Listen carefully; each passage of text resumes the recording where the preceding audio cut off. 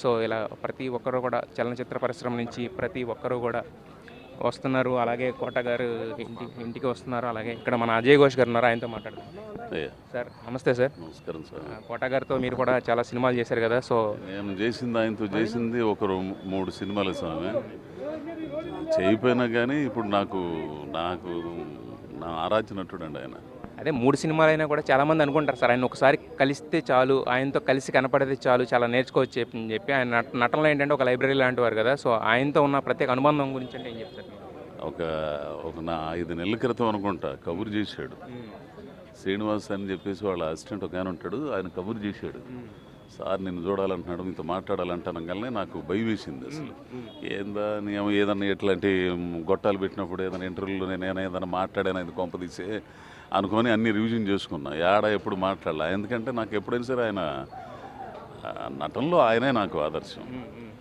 అయితే అనుకుని వెళ్ళి ఇంటికి వచ్చి ఇక్కడికి వచ్చా. ఒక్క 10 నిమిషాలు తెరిపారు, అట్టనే చూశాడు కూర్చొని. ఏంది మనిషి మాట్లాడిందా అనుకున్నా. ఏ ఊర్రా అని అన్నాడు. పలానా ఊరండి అదేదని చెప్పా.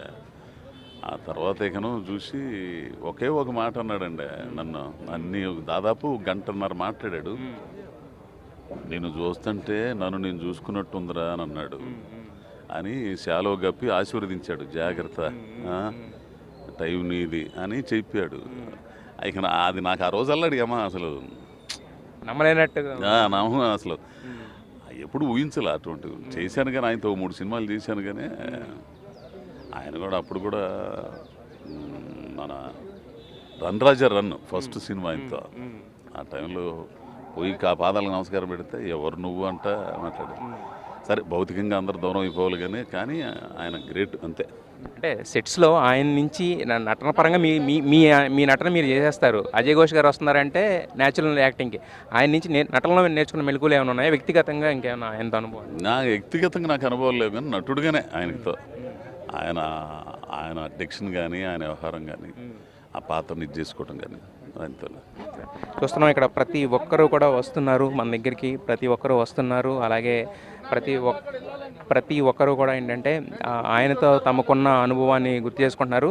ఇంతకుముందు మనం చెప్పుకున్నట్టుగానే ఎప్పుడు ఈ మధ్య బాగా అంటే 2023 తర్వాత అప్పటి వరకు కంటిన్యూగా సినిమాలు చేసి ప్రతిరోజు కొన్ని 10ల సంఖ్యలో ఆర్టిస్టుల మధ్య ఉంటూ వందల మంది టెక్నీషియన్స్ మధ్య సినిమాలు చేసిన ఆయన తర్వాత కొంచెం లోన్లీగా ఫీల్ అయిన సందర్భాలు అయితే మనం చూస్తూ ఉన్నాము.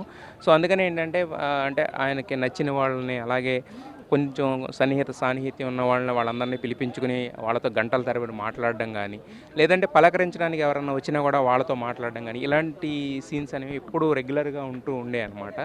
సో యాక్చువల్గా ఇంతకుముందు కూడా లాస్ట్ ఇంటర్వ్యూ ఆల్మోస్ట్ ఆయన